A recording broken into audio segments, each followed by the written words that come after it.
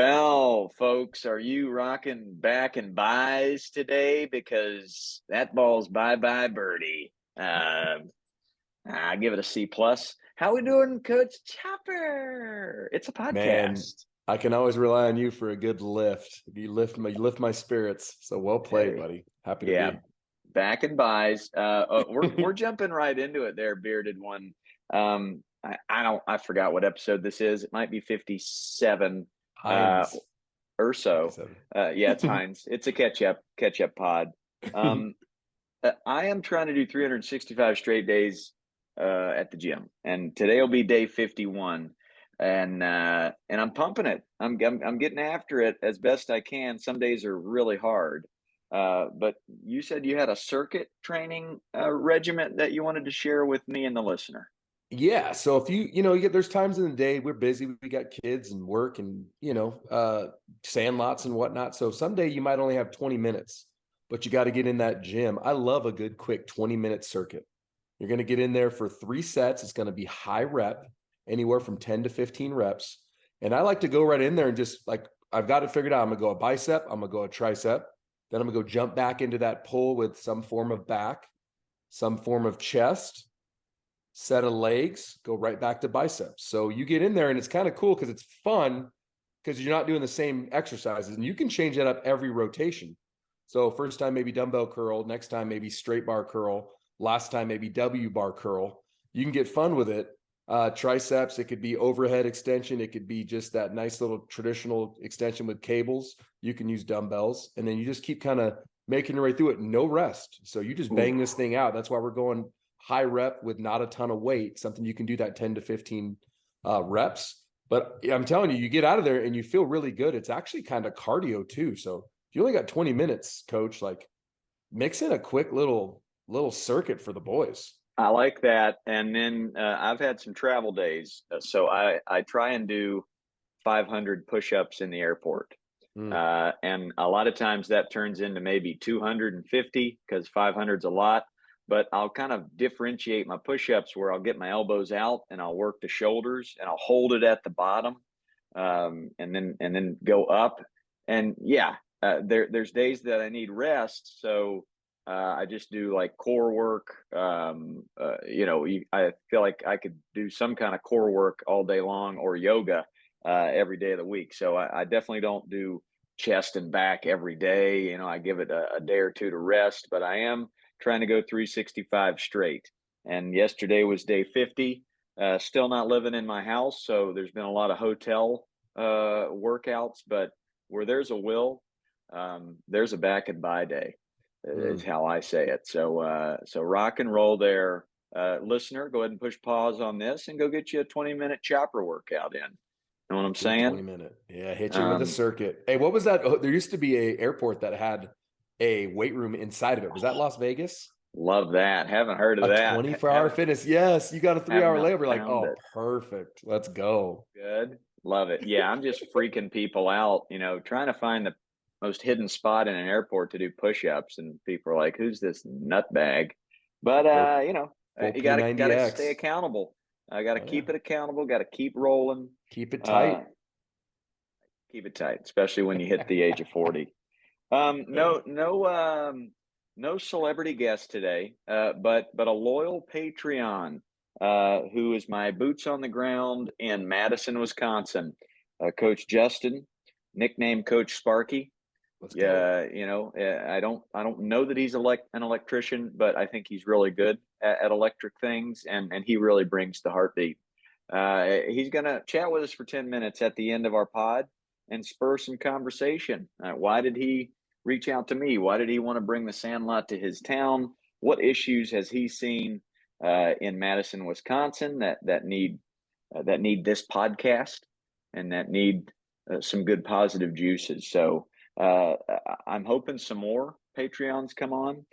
Thank you to all that give a monthly uh, dollar amount to this podcast.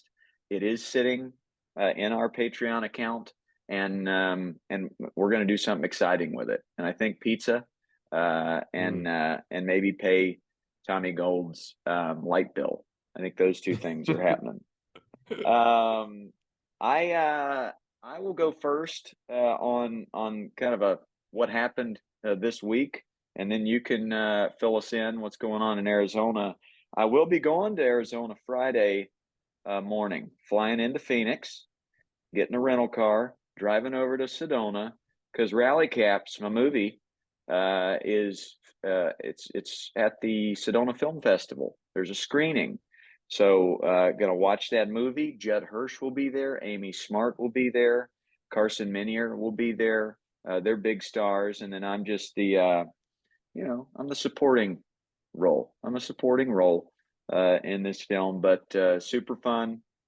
They call me Coach Ballgame in the movie. Lots of attaboys and attagirls in this movie. So the message of Sandlot is loud and clear. And after this film festival, folks, I think they're really going to seek after distribution.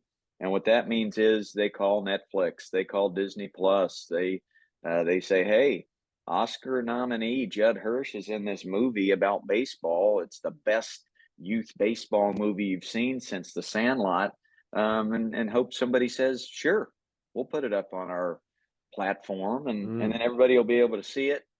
And I'm really proud of it.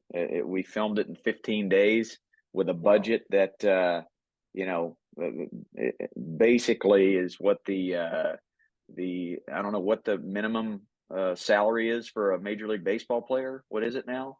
I think it was the same budget that we currently have in our Patreon account. Yes, it's the exact same budget, and we did it. We somehow did it. But my man Lee, he nurtured this thing and found the book, and wrote the script and directed the movie and edited the movie. He did it all. So big ups to Lee. We'll have to get him on the pod as a guest Yes. as soon as this thing gets distribution. We want people to be able to see this movie, and he got it started. He's the middle. He's the end of this whole thing. So what I love about him and this movie is when he asked me to do it, we just started talking about story. We started talking about kind of the message of the movie, and he let me have a hand in kind of how this story should be shaped, and what my character should add to the pizza pie, and so it was a real team effort, a real collaboration there. So that's Rally Caps, and apparently that's 3 hours from you, so you won't be able to make it. Is that correct? Man, I wish, Yeah, man. I love Sedona too. If you've not been to Sedona, Sedona's beautiful. So you're heard gonna it was love it. great. If you haven't, it's great. You're gonna love it. It's very a lot of like reddish hue in the rock. It's really pretty. Oh, Reddish Hue, great Mm, band, great good word. band. Yeah. Good band, 80s, circa Um, 83. and then I went to Florida last week, where there was no Reddish Hue, but there was a No. little bit of red clay. Hmm. And I ran Sandlots number 2 and 3 on the nationwide, actually continental wide, continental wide tour. I'm because I'm hitting Canada for two or three as well. Oh, So Canada. Yeah. it's a continental deal. Mm. But went to Eagle Lake, Florida, small town. There's a diner, there's a Dollar General, a couple of churches, and then there's these 4 baseball fields. And got to give props to another boot on the ground, Coach Energizer Bunny. She called me up, and her husband, Coach Big Truck, is the president of the Little League there in Eagle Lakes, and they've got 4 or 5 surrounding towns that they bring in their kids for their Little League from because Eagle Lake's so tiny. So there's Winter Haven and some other towns nearby where they've built up this Little League from where it started to where it is now. Amazing, and they've done a lot of beautiful things to the fields there, and built some batting cages and bullpens, and they've just impacted a ton of kids. And they wanted me to come in, run my Sandlot. So I went there, and I want to thank all the coaches that showed up to that Sandlot. Coach Cornbread, epic nickname. The Legend, another epic nickname. Coach Birdman, Coach Pastor Coach. He's a pastor and he's a Yes. coach, so we called him Mm. Coach Pastor Coach. Makes Coach sense. Money, Makes sense. Coach Moneyman. Coach Moneyman does He's an the accountant. monies there. He's an accountant, and he's the treasurer of the Little League. Treasurer. Okay. Coach Beard. We've got Coach Fire Thrower. He throws flames. Coach Mickey Tettleton. Mm. And Coach Mickey Tettleton gets a Wow. special shout out because he perms his mullet, and his I mean, if you think of the best mullet, you've got Joe Dirt, and then you've got Billy Ray Cyrus. It's better than those two. He perms it. He perms I his love it. mullet, and his kid also had a great mullet, and his nickname was G Baby. Mm. So Mickey Tettleton, Coach Grandpa, who's actually not a grandpa. He's got an 8-year-old son, but everybody calls him That's Grandpa. hilarious. We had Coach Rhino. We had another Coach Rhino, and then Coach Smoke and Ox filled our bellies after the Sandlot in Eagle Lake, Florida, with some barbecue. Mm. Yeah, he brought the beans and the Brought the mac and cue. cheese and the yummy food. So if you're ever in Eagle Lake, go to Smoke and Ox, get some BBQ. But all those coaches showed up, bought in, and doubled down on the message of Sandlot. Then the very next day, I went to Palmetto, Florida, and did a Sandlot there as well. And I just want to give a big shout out to my coaches there. First of all, the boots on the ground, Coach Golf Cart, who's the president of that league. And when he started in Palmetto, Florida, there were 37 kids signed up for Little League. This year, about 250. Let's go. So just tells you what a little fire can do. And the first lady, his wife, as we all know, a league president has to have a first lady that does just as much, if not more, than the league president. They, in a 4-year span, have grown that Little League. And again, they wanted this message of positivity, joy.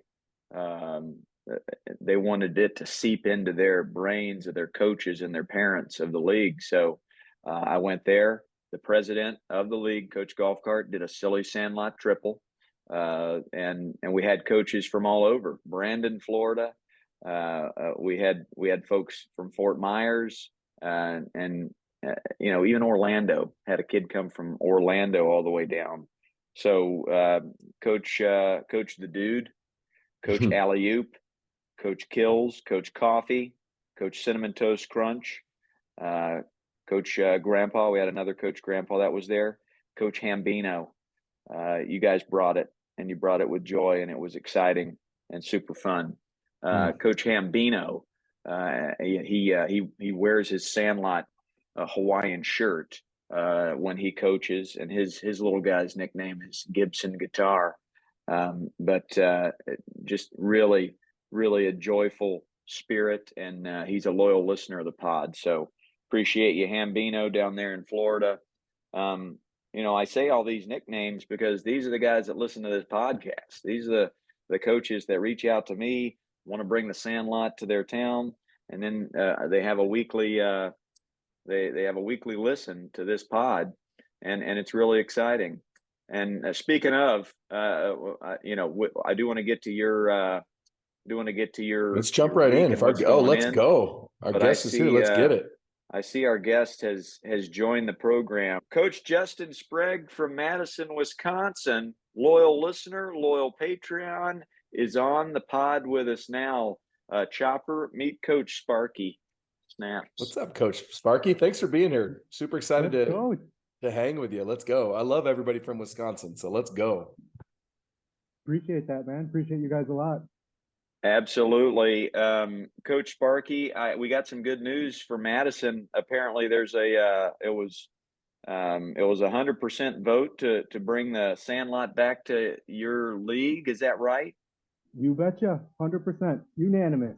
Let's go. Unanimous vote. So we've got Madison, Wisconsin already on the docket. Forgive me, I've forgotten the exact date. When am I coming to Madison, Wisconsin, Coach? September 5th, I want to say. Very good. You It's want me right to- after Labor Day. Right Exactly. after that Labor Day weekend. I'm jumping right into Madison, Wisconsin. I'm going to fly into Madison this go around. and we'll do Madison. Then I'll drive over to Milwaukee, and then over to Chicago. That's going to be my route this go round, for Nice that work on the early geology there. September. Yeah, he nailed that. Geography. Yeah, He I nailed like. it. Well, we have talked about geology already with what was the red stuff in Arizona, Coach? Sedona, that little red rock in Sedona. Yeah, so we hit the geology. Now we're hitting the geography. Let's go.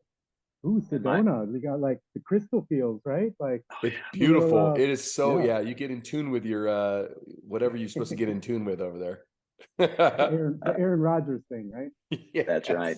Go Yeah. dark. Go Centered. You dark get with it. centered. Yeah, it gets centered. Well, Coach Sparky, thanks for hopping on for a few minutes, and we wanted to just start saying thank you to all of our Patreons. Like Yes. you don't have to. You don't have to throw a few dollars our way each month, but the fact that you do, it really means a lot. And you don't have to reach out to me to want to bring a sandlot to your town, but you did that too. So I just wanted the listener to meet you and get a sense of, why this podcast? Why would you want to support this podcast and listen to this pod? And in tow, why would you feel the need for Coach Ballgame to come to your town and run a sandlot for the second straight year? Well, I'll tell you what. It's not. It's not always the easiest thing to have a positive push every moment of every day. And you guys inspire me on a weekly basis, and I'm sure I'm not alone. But there's those strikes and balls, and so it's just a nice reminder to be able to, on a regular basis, just sort of center, I guess, go to Sedona, as it were, and just sort of remember it's a practice for me, anyways. My instinct is going to be to not be patient and to find something negative and to get angry. And so for me, it's been a practice to try and work on uh, finding the positive spin on it. And it gets a lot easier the more you practice, like anything else, right? And so I do find myself, although I'm not anywhere close to perfect, I do find myself sort of, as soon as that negative feeling comes, the positive feeling comes right after it. So that's kind of a long-winded way of saying, it's selfish. I'm selfish, and I really need uh, men like you, even though I think you're younger than me, to be to look up to inspire, not just the baseball stuff, although that's great, but just sort of I loved your last week's podcast with the Valentines. Right there with you. There's nothing like I mean, my wife is everything to me, and it was so great to hear, guys talking fondly about their significant others. That's real good stuff. What's the thing it says? The problem with women who love baseball. You guys know what the problem with women who Let's love hear baseball? The demand is so much higher than the supply. Yes. Well, I'm selfish with this podcast as well. I do it every Tuesday because it's like food and water for me. It gives me a kind of a way to center myself and just have a present conversation for an hour where I'm not on my phone or thinking about what I'm going to do the rest of the day, or any of that stuff that seeps into the brain of a father, when you've got kids and you've got a job and all the things. So I'm selfish with it as well. I'll throw one more question your way and then throw it over to Chopper. What's been maybe your Mount Rushmore of pods that we've done so far here? We started out hot with the likes of Mookie and Hunter Pence and Dave Roberts, and we're kind of going through a Rolodex of guests, but can you think of any that stand out? Hunter Pence stands out. I'm just going to cheat and look at your feed here. That's fair. Because there's so many good ones. I like the solo ones. I mean, I like the first 20 minutes when you guys are kind of just sort of, hey, this is what's going on in our lives, Boy, Roberto Clemente Jr. was great. Kelsey, gotta love Kelsey. Jeff Levering, he's, Brewers. I got to stand up for you guys are a little Cubs and Dodgers heavy. So when there was a Brewers guy in there, that That's was nice. awesome. And didn't you John meet Boy, him? Didn't you meet Jeff I recently? I just met him. We have like it's called the Dugout Club here in Madison. It's a sort of what used to be. I don't know if you guys know this, but Wisconsin doesn't have a baseball program. They're a Division I school, Wow. and they don't have baseball. We'll come there and Ouch. coach So it. what used to be the booster program for the college team, they just sort of moved to shift their focus to promoting baseball in the area. We have a great. I don't know if you guys are familiar with the Northwoods League. It's sort of a summer collegiate baseball league, and we have the Madison Mallards, who fantastic facilities, awesome baseball. Not quite at the Savannah Bananas level, but they're playing baseball, not banana ball. But so there's definitely people in the area that love baseball. We only get about 3 or 4 days of summer in Wisconsin, so we try and really have that one to win over well. Yeah. So we really try and squeeze it in when we can. No, I know. It's tough when I'm trying to schedule these sandlots, and it's like, okay, I can go to Florida in January, but I really can only go to Nova Scotia or Madison, like in a certain time frame, A because window. Yeah. there's a window where it's too hot in sometimes of the year, and then it's really cold and nasty the rest of the way. So I think early Even September is going to be perfect. It's the point. You never know. You just can Cross never your tell. fingers. I would, Cross. if you got one of those big parkas, I would bring Yeah. one of those But just in case. you gave a shout out to Jeff from the pod, right? You met Jeff Levering, and I did, yeah. Sorry, I go off on tangents, so you have to forgive me. But yes, I did meet him. He was like the keynote speaker. Um, him and Vinny Rotino, they both work at Valley Sports for the Brewers, and he was kind of the keynote speaker. So I just went up to him, and it was like the week after, and I said, "Hey, heard you." I'm sure I'm the only one there at the shindig who said, "Hey, I heard you on Coach Ballgame's podcast." So that was really cool. He had, of course, nothing but great things to say, and I invited him out. I looked at the Brewers schedule. I think they're in Pittsburgh that week, but I said, "Hey, open invitation." that's right. Come on down to the Sandlot in Madison. That's going to be super fun. Maybe we can get Chopper up to Madison, Wisconsin Ooh. right? Yeah, I Let's need to. go. What do we got to I'm do? What do we got to do? right. I know that'd be We'll do a awesome. live podcast from Madison's a great town. The wife and kids love Madison. Beautiful, vibrant. Apparently, it's one of the healthiest cities. Like Love people are that. running and staying active. So I'm fired up. We're gonna rock and roll Madison again. So good stuff, Chopper. I throw it to you. What do you got for Coach Sparky? I got a question, Coach Sparky. You reached out to Coach Ballgame to do a sandlot. Why? Why was that important for you? What did you see in your community where you felt like, hey, we need this energy and this vibe in our town? Because I've made all the mistakes as a coach, and as a dad. Our for our oldest child, who's now he just turned 13, when he was kind of going through the younger ranks, our league didn't have a lot of coaches, period, and didn't have a lot of I would say like positive influence coaches. I I guess I don't know, but my assumption is most coaches just teach what they learned in Little League. And boy, has the game between the lines maybe hasn't changed that much. But boy, the way that there's better ways of teaching it out there. There's probably like there's better ways of teaching history than when we were in school or when our parents were in school, or not just history, but whatever, math, science, whatever.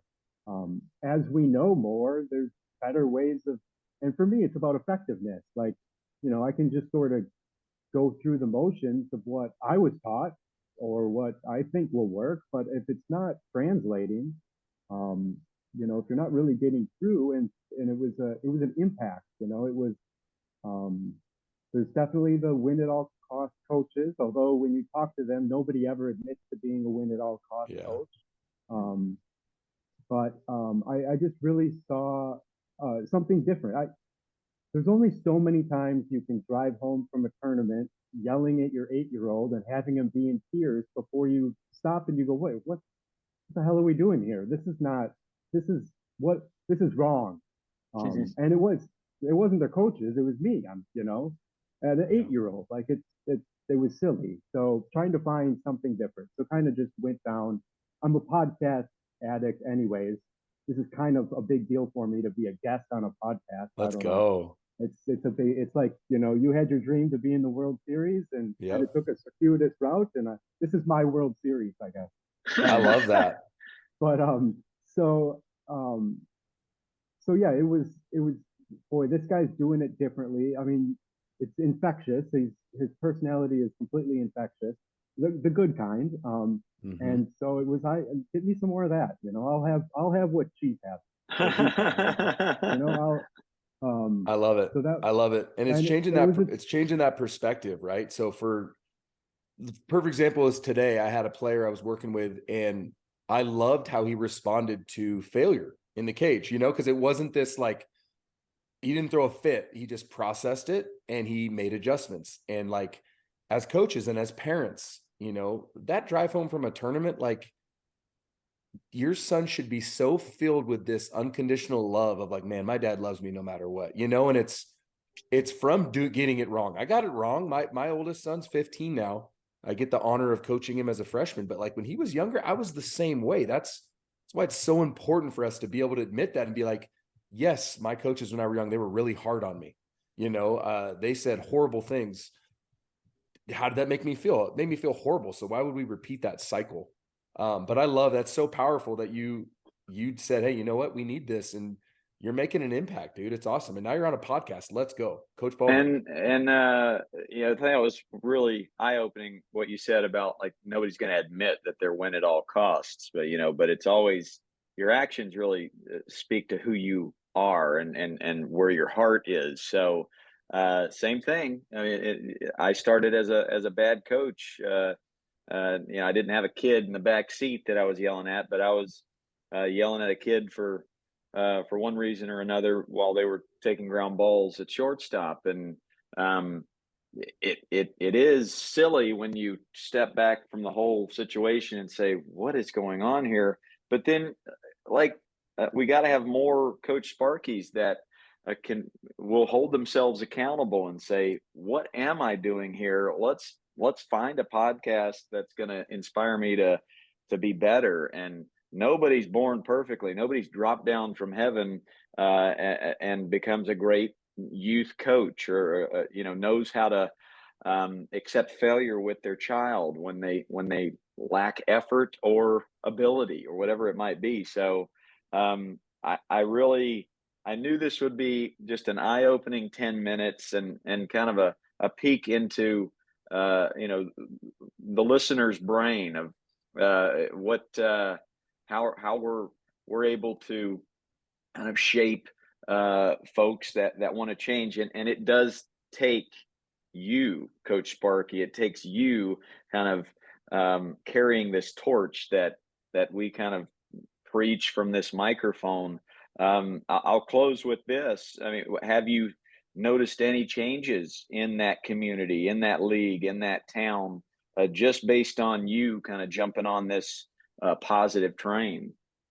I definitely have noticed it with the kids on my team. I mean, for 4 years now with different kids, uh, there has yet to be a parent of a kid on my team that doesn't send me an email or pull me aside or at some point make a point of saying like, wow, really love what you guys are doing. My kid's doing great. He's having fun. I'm so happy that he's on your team. When we do our registration for Little League, it's so reassuring when you see people requesting you as a coach, and sometimes it's people I don't even know. They just have seen it. I want to just say two things quick before you boot me. When you guys gave us the words, I'm pretty sure you gave us these words like that. what your kid wants to hear after a game is, "Hey man, I'm so proud of you. I just love watching you play sports." Just to have that line, and even if it's delivered bad acting the first couple times, it's true, but it's delivered bad acting because I'm just reciting lines. But to have those words so that I didn't have to come up with it on my own, right? Like that's what's helpful. The last thing I want to say that I didn't realize it at the time, but this was something as I've gone down this journey. Uh, you remember your little league coach, right? You guys? Yes. Oh yeah. I Many of remember them. my little league coach. I'm not that good at. I was not that good at baseball. I stopped after 12. I was terrible, honestly. Um, I'm not sure my little league coach would remember me, but I remember him, and that was more than 30 years ago. So that was one thing that really made me slam on the brakes. Was like, wow, these kids aren't going to come up to you at the end of every game and be like, "Wow, coach, you know what? You're so positive, and you're really having a positive impact on my life. I really appreciate that." Like, they're not going to say that, but 30 years from now, when I'm way out of the picture, they're going to remember me, good or bad, Yes. And I certainly don't want to be the guy that they remember being, a jerk that was caused them to leave the game or any of that thing. At best, I want them to say, "Hey, that guy was all right," or at absolute best, I'd like them to say, "Hey, that guy really made a positive impact on my life." I don't ever need to hear it, but I know they'll have those memories regardless of, so if that makes it easier to do the right thing in the moment because I know it's going to be paid off well down the road. And That's One I so know well hundred it's a said. percent. personal experience. That is so well said because I totally agree with you. I remember my little league coach. His name was Jose, and we had two Jose's, and it was Jose and Jose B. And he was awesome. He loved the Reds, and we were the Reds because of it, and we were the big red machine. And I played with my brother. But yeah, you're 100% right. I don't remember a lot about my childhood, but I absolutely remember my coach. That is, I mean, one of the best things that have been said on this podcast, period, for our coaches to hear. Coach Sparky, Well attaboy. done. And it made me think of a couple of testimonials that came through after yesterday's President's Day camp. Coach Jamie and Coach Texie, who were on the pod, they came in from Utah and ran a girls softball camp along with our boys baseball camp. And I mean, some of the testimonials had this exact same message. My son came back from camp talking nonstop about baseball. My daughter came back from camp talking nonstop about softball. Um, Fofo had a blast. He learned a lot, all while having fun. So if you, Coach Sparky, are acting badly, saying that line, "I just love watching you play sports," but at the end of the day, that kid's going home talking nonstop about baseball. Yeah, they're not mature enough to communicate with you that you're a great coach and you're going to make me a better father one day.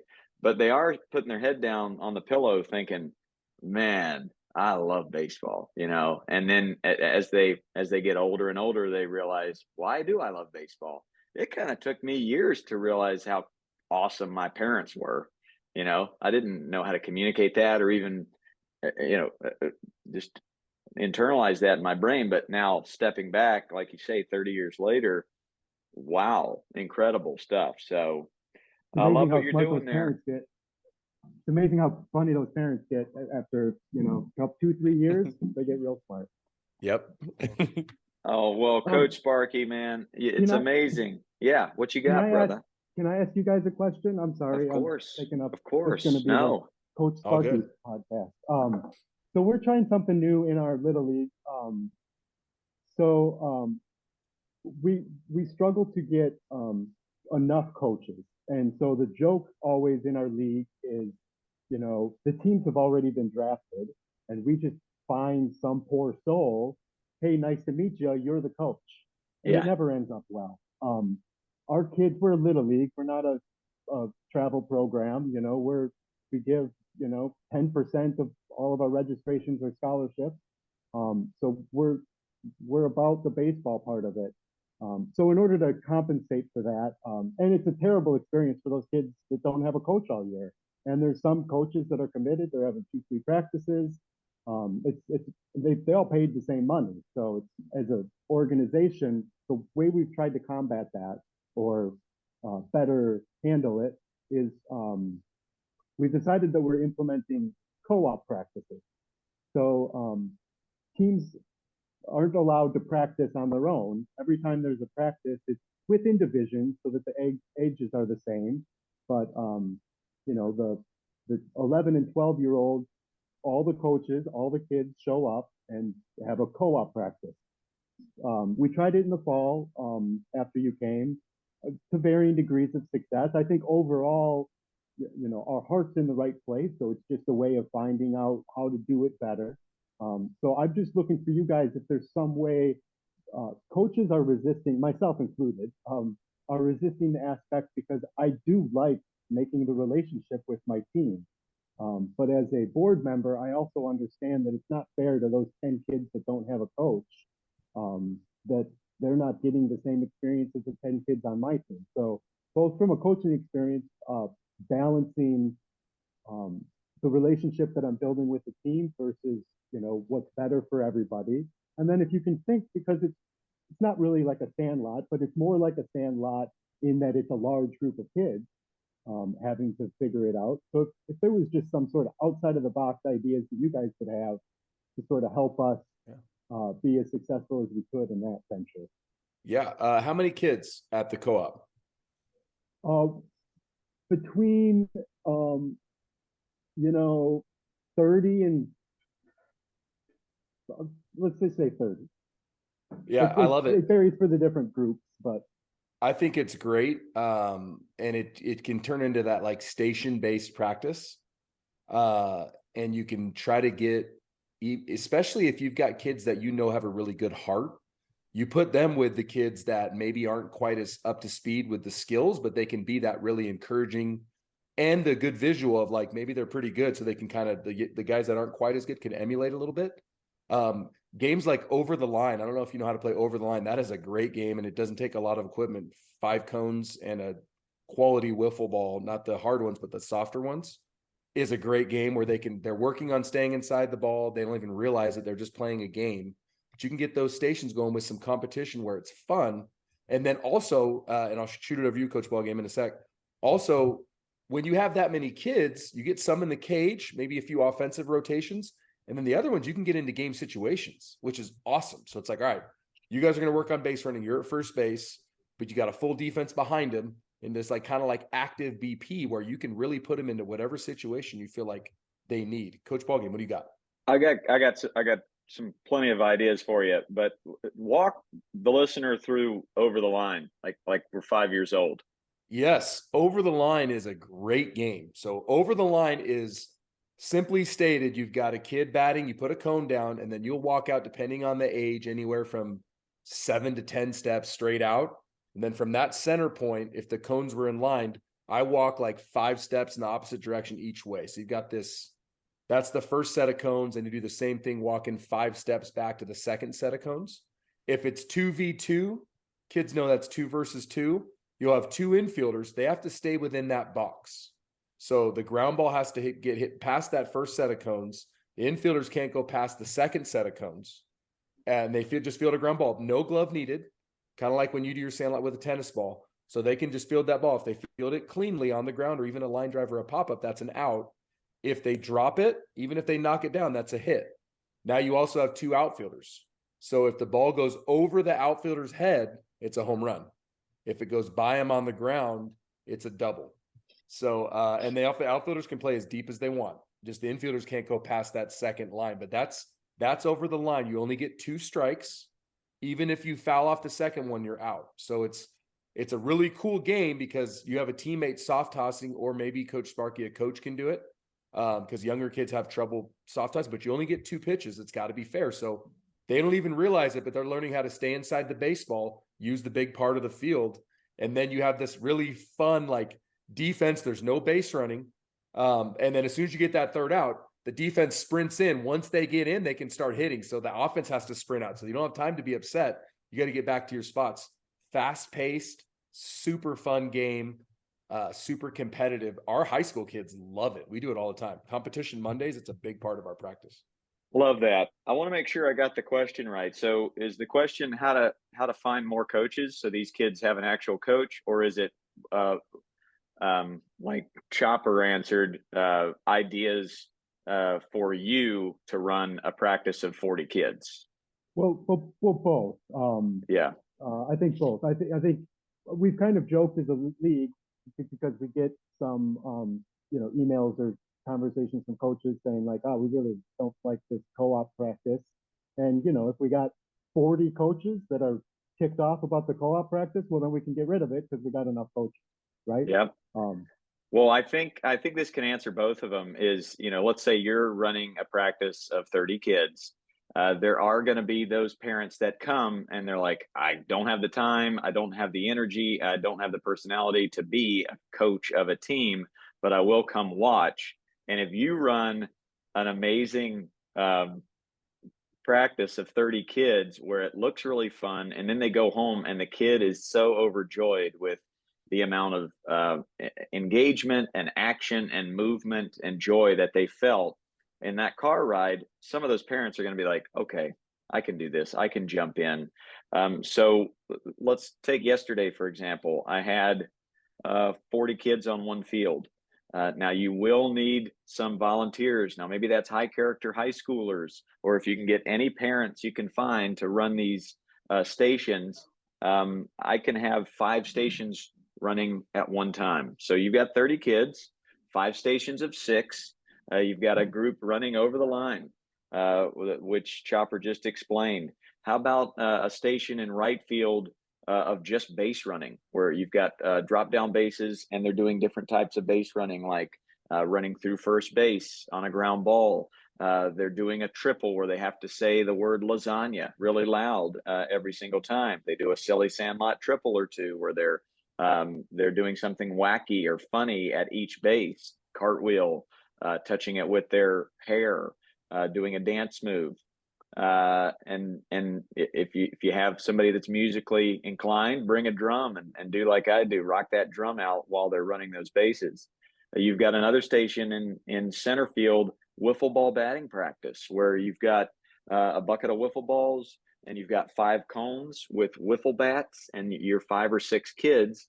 You've got a coach that's pitching, boom, boom, boom, boom, boom, pretty quickly. So there's a lot of movement, not a lot of standing around, and they're trying to hit the coach. You've got a station where you're working on ground balls and force outs at second, one base, 2 shortstops, 3 second basemen. You roll a ground ball to the shortstop. The first second baseman in line covers second base, and you're working ground balls. You're working throwing, and you're working catching all in one drill with one coach. And then I always run the some sort of sandlot game in the dirt area where, okay, let's say you got 5 batters and they're all standing against the fence. The one batter is up to bat. They get 5 swings. On that 5th swing, the batter is going to try and run all the way around the bases before the other 4 kids or 5 kids retrieve the balls and put them in the bucket. And you can do any type of version of that. You can play banana ball, right? Where you've got 3 fielders, 3 batters, and it's a live game. But all 3 players have to touch the ball before the runner stops running. Invent different games like that.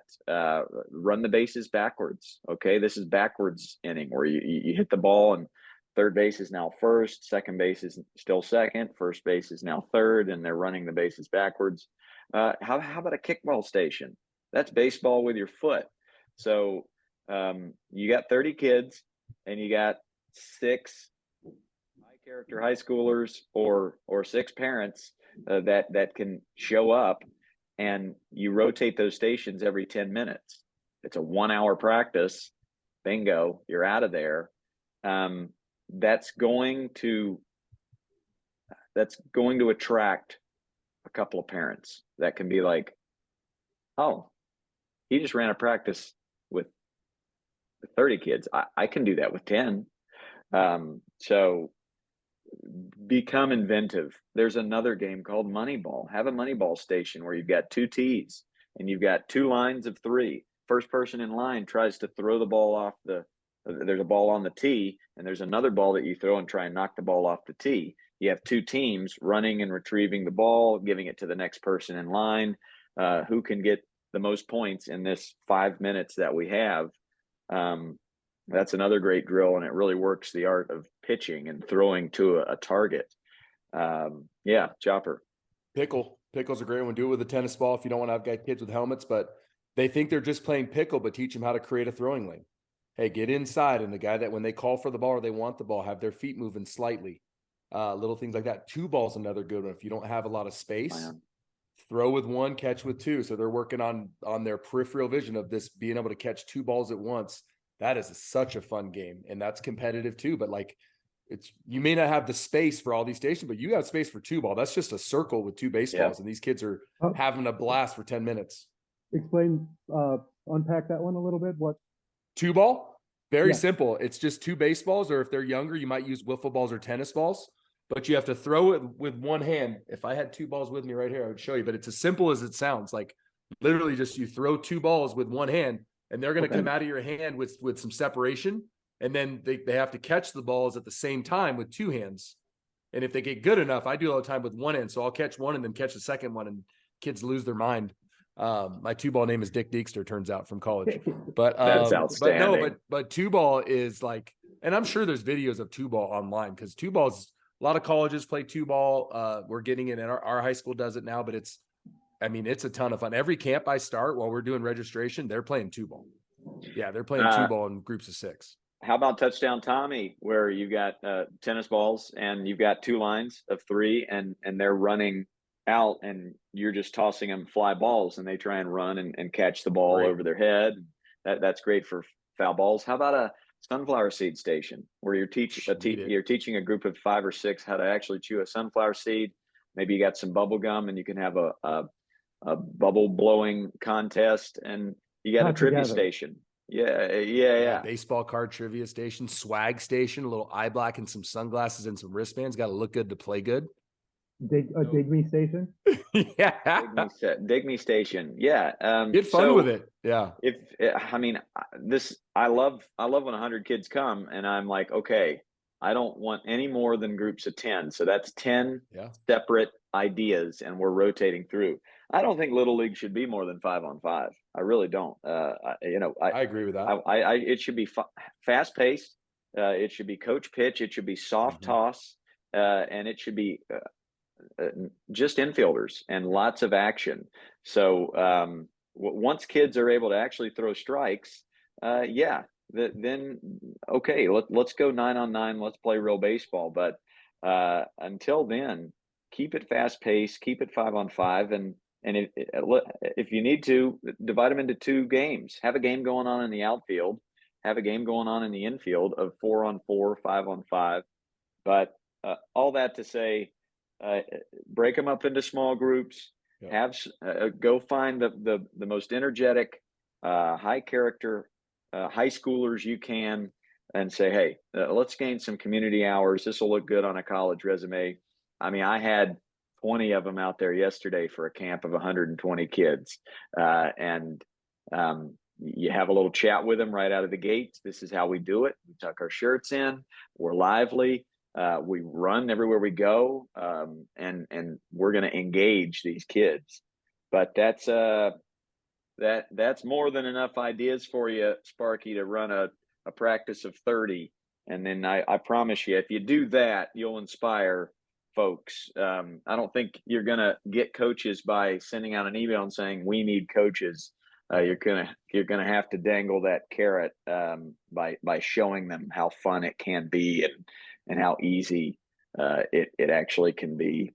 So good question. And that's a great when we have more Patreons on, what questions do you have for us? That was a good one. I didn't think of that. So, Snap. Appreciate you. Thank you for coming on. Thank you for supporting us. Okay, let me give you a quick tour here. Chop. Let's go. I don't know, am I backwards? But no. Oh, come on. Let's go. Drain or a fountain. And let's go. Best batting stance ever, right next to it. Let's Oh, go. goodness gracious. Look at that. Is it That's awesome. wow. Oh, That's good love wow, that. stuff. fantastic.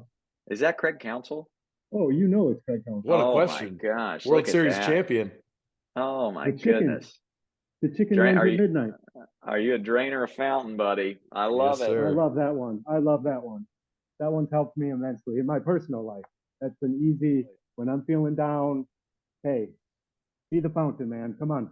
Be the fountain. And then, hey, when you mess up, like, that's okay too. Because I think so often everyone's like, well, I'm going to be a fountain today. And then you, like, I screwed up yesterday. My wife came home. She asked me to do something. I was stressed. I snapped a little bit, right? She dropped the kids off. She came home. She wasn't happy with it. So guess what I did? I pretty much did everything on her to-do list with love in my heart. Like, I deep cleaned the backyard.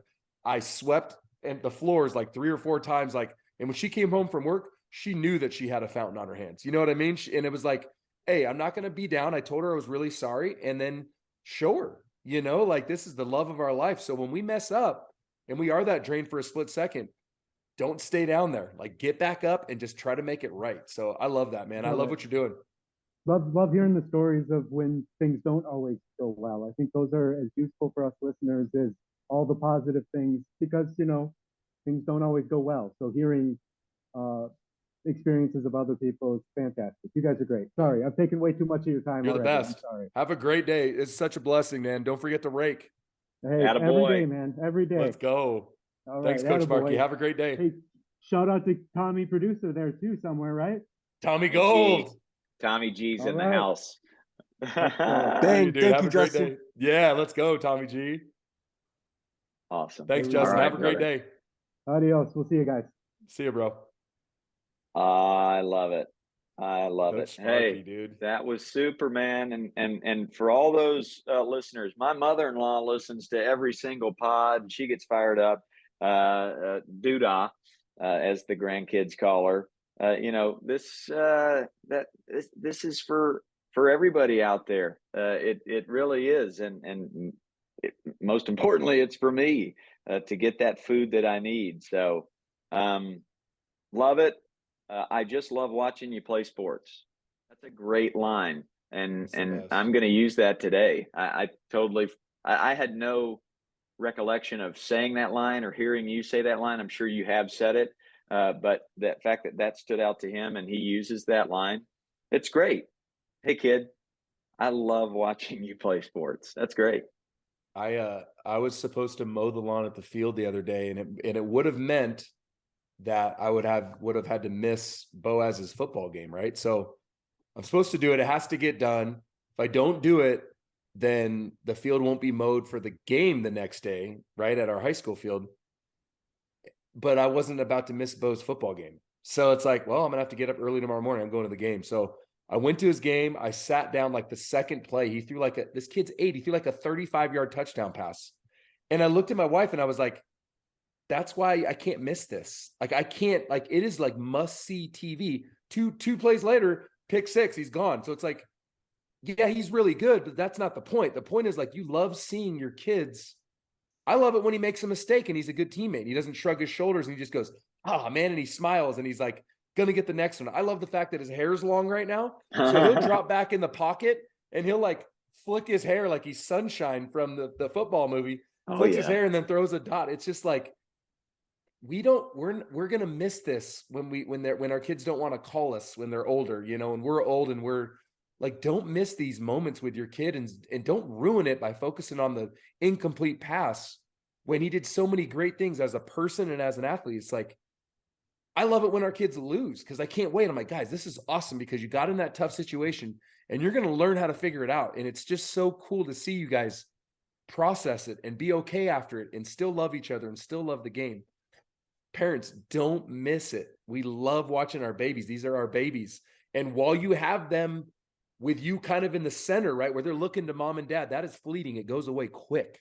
It goes away so quick where you're not there yet. My 15-year-old, man, like, I'm not the center anymore. His friends are his circle of influence. And it's like, you got to be mindful of their friends now. And it's like, I've got the second opportunity with the 8 and the 6-year-old. And I got to, like, don't take it for granted. Parents, get off of our tablets and get away from our schedules while our kids are awake. Do it after or do it before they wake up. I've been getting up really early lately of just like 4:30 in the morning. I can get so much done while they're still sleeping. And then when they get up, it's like, hey guys, good morning. Did you have any dreams? Can I make you some pancakes? Can I like, man, dude, God. There you go. Yep. I had that moment with Avery and Aubrey yesterday. This is the last thing I have on the docket to talk about is just camp yesterday.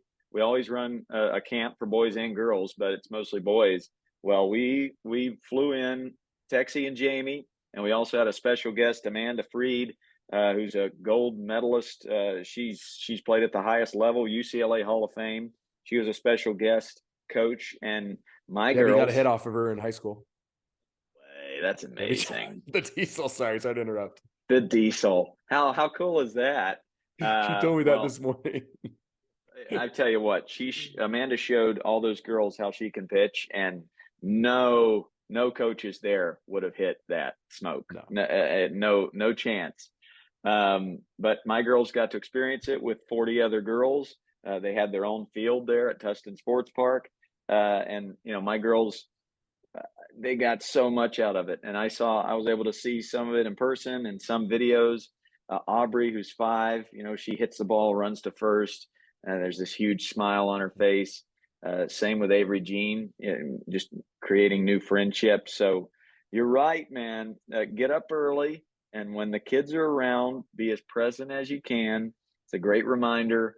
Very tough to do sometimes, but I try my best. I try my best to get everything out of the way. And when they're around, okay, let's focus on them as best we can. What's going on in your world before we close up shop? I just want to say I've seen that smile from Aubrey when she beat me in Rochambeau, I believe we played, and she's got that twinkle in her eye, man. It's pretty special little girl there. Yeah. What's going on with me, man? It's opening day tomorrow, coach. So it's like Christmas Eve. These boys have worked hard for 6 straight months, and it's all coming together. We're ready to go. We're excited. I've got all my candy ready for the dugout. So we've got, look at that, Sour Patch watermelon. We've got good. Sour Patch Kids for the purists. Yeah, you do. We've got 2 bags of wild berry Skittles. This is what I hand out when they get to third base. Come on now. I plant that seed of like, hey, I'll see you at third. I'll have the Skittles waiting for you, just so they have that good thought when they're going up to the plate. We also have a big tub of licorice. Big red vines. Oh, you got to. We've got 4 or 5 bags of seeds, and then we've also got all of our bubble gum. We've got all of our bubble gum. Yeah, so I mean, these kids are getting it in. They're not messing around. Well, we can't. I told them, like, you did all the fake fun, but when it's game day, it is about how much fun can we have. We already put in the work. Now it's time to show mom and dad and our opponents how hard we worked, and have fun and have a spirit of resilience and response. And we're going to make mistakes, and I can't wait to see it, because we're going to take a deep breath and we're going to overcome it, and we're going to do it as a family. And we've got this giant tower now that Debbie got in our dugout. So it's got 5 levels, this tower, and it's your Sour Patch Kids, your Skittles, your licorice, your seeds, your gum, your sunscreen. And we are trying to throw an absolute party in the dugout. It's a vibe. Right? I love that so much. It is a vibe. Yes. It's a party. It should be. How much eye black can you put on your face for the game? They limited it. Hey, they limited it in high school this year. Isn't that devastating? You're only allowed to go 1 line. No. What about a mustache? What about a eye black mustache? We had kids do it. They did the mustache with the flavor saver, and I loved it. I'm like, hey, if the umpire allows it, I'm not saying anything. I loved it. Ball game. And then my question is, you got a kid with a mouthful of seeds, gets to third base. You give them some Smarties. Do they just throw it right in? Do they multitask? Well, you've never done both. I mean, that's where this all came from. I still do it to this day. I'll go. Yeah, you go same side of the cheek. You go salt first, and then once you get to third, hey, eject on the salt, and then you go in with the sweet. Get back in the dugout, right back to salt. I see. So they're ejecting the seeds to get the Skittles, then re-up. Taste the rainbow. I didn't know, like you throw a wad of Be a seeds on problem. the right side, you go Skittles on the left, and then you got like a red vine in the middle. I mean, that's a lot. We had a play last year where it looked like a Skittles commercial because I gave it to At the Real Bubba Mustaine at third, and then he scored on a wild pitch. So he had this handful of Skittles, and when he dove into home, it just like taste the rainbow. It was raining Skittles. It was the coolest thing. I wish I was filming it because it was just like it's so fun. I mean, Good. I love these kids, and we told him last night. One of our coaches said it, and he's like, "Man," he goes, "I love my family. I do because he's got a wife and a kid and a baby on the way." And he goes, "And I love being here, you know." And Yeah. it's like I got the chills thinking about it. I'm like, boys, I've got 4 boys who love me, a wife who loves me, and I get so much joy, like that same level of joy being with you guys. I love you guys, and it's like those moments when there's accountability involved, and you don't necessarily like me or what I have to say. Don't ever lose that in the front of your mind of how much coach loves me, and that's why he's holding me accountable. It's a special group. I'm just so blessed to be their coach, and we're trying to defend the 2022 3A South Region Championship. So it starts tomorrow. I love it. Well, have a great start to the season, and look forward to seeing you next week to hear all about it. Our guest next week, Savannah Banana, just celebrity, Jackson Olson, Let's and go. just a huge following on social media. And he has really tapped into that next generation of kids, and he'll go around from different cities, and he'll eat different types of baseball food, and make video content on that. He's quite the showman. He's the greatest showman. He'll come up to bat at the Savannah Banana games in the greatest showman outfit. So I am excited to talk to that dude. I got to meet him in Savannah. He came and helped me coach my sandlot there. Um, Great guest coming up. And then, as we get into March, you got Kevin Burkhardt, who just called a Super Bowl. You got Chris Rose, who's the hardest working guy Yeah. in Yeah. sports. And I just love listening to everything he puts out there. He's got a great podcast, Chris Rose Rotation, some of the same guests we've had, and some other ones as well. But I just think he's an absolute pro, the best in the business at interviewing. So, I know those guys are in the mix. There's a Barry Zito out there that we still need to get on the pod. It's a little Joe tougher to get, Kelly, Tim Hudson. a little Yeah. tougher to get current players, but yeah, we will try our darndest. So, Patreons, reach out, send me an email, coachballgame@gmail.com. We had a great conversation today with Sparky. Thank you, Coach Justin in Madison, Wisconsin, for hopping on. Thank you, Tommy G, Tommy Gold, getting his workout in during this podcast. And thank you, Back in buys. Chopperoo. Yeah, buddy. So funny. Bring it all the way back to back and buys. Full circle. Have a Full great day, buddy. Hey, circle. safe travels. Have fun, man. I'm proud of you, dude. You might be the hardest working man in baseball, bud. Let's go. I get you first class. I need you first class from here on out. All right. I dig it. Econ. I dig it. Have a great day, buddy. Don't forget to rake everybody. Bye-bye.